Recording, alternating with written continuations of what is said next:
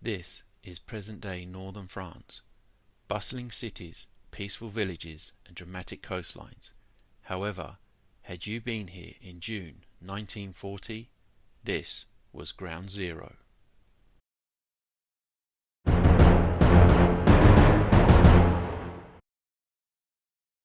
Operation Fall Gelb, Case Red when translated into English, was the second phase of Germany's campaign against France in 1940. It began on the 5th of June, shortly after the success of Fall Gelb, Case Yellow when translated into English, which had trapped and defeated much of the Allied field army in northern France and Belgium. Although the evacuation at Dunkirk had rescued over 330,000 Allied troops, France had lost many of its best trained units and much of its heavy equipment. The German objective in Fall Gelb was to break the remaining French defences south of the Somme and Aisne River, capture Paris and force France out of the war. Germany committed roughly 130 divisions, including 10 panzer divisions and 6 motorized infantry divisions, totaling approximately 1.5 million troops. The offensive was led by Army Group B, commanded by Field Marshal Theodor von Bock, attacking across the Somme, while Army Group A, under Field Marshal Gerd von Rundstedt, struck farther east across the Aisne. Important formations included the 4th Army, 6th Army, 9th Army, 12th Army and 16th Army, supported by the Panzer Group Kleist and strong air support from the Luftwaffe. France fielded around 60 to 70 divisions, with approximately 1.9 million personnel still under arms, but many formations were under strength, poorly equipped or hastily reorganized after the losses suffered in May. The French commander, General Maxime Weygand, attempted to establish what became known as the Weygand Line, using rivers, villages and strongpoints connected by defensive positions. Rather than a continuous trench system, these defences relied on infantry strongholds intended to slow German advances. However, the French army lacked sufficient reserves, anti-tank weapons and modern communications to respond effectively to rapidly changing battlefield conditions.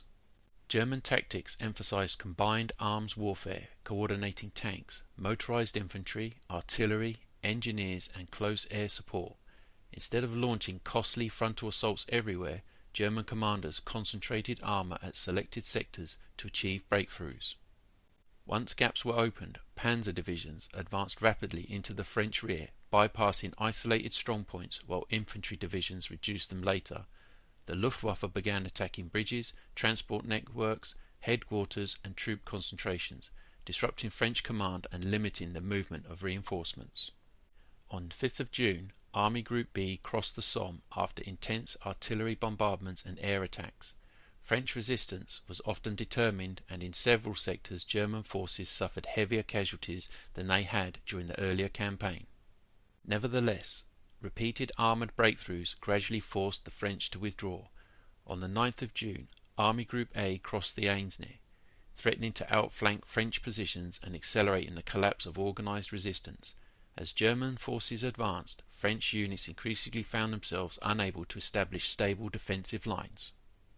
The French government declared Paris an open city to avoid its destruction, and German troops entered the capital on the 14th of June 1940 without major fighting. Meanwhile, the French government relocated first to the Tours and then to Bordeaux. Continued German advances into central and eastern France, together with Italy's entry into the war on the 10th of June, left France with little prospect of continuing organised resistance on the mainland. On the 17th of June, the new French Prime Minister, Marshal Philippe Pétain, announced that France would seek an armistice. Fighting continued for several days while negotiations took place. The Armistice of Compiègne was signed on the 22nd of June 1940 and came into effect on the 25th of June. Under its terms, northern and western France were occupied by Germany, while the unoccupied southern zone remained under the authority of the Vichy French government, although it was subject to significant German influence and restrictions. Operation Fall Gelb resulted in the military defeat of metropolitan France in just over 3 weeks. German casualties during this phase were substantial but considerably lower than the French losses. Hundreds of thousands of French soldiers became prisoners of war, and large quantities of equipment were captured. The campaign demonstrated the effectiveness of Germany's operational coordination of armoured forces, mobile infantry, artillery, engineers and air power against an opponent whose command system struggled to react quickly. The fall of France transformed the strategic situation in Europe, leaving Great Britain to continue the war against Germany without a major continental ally until later campaigns reopened the Western Front.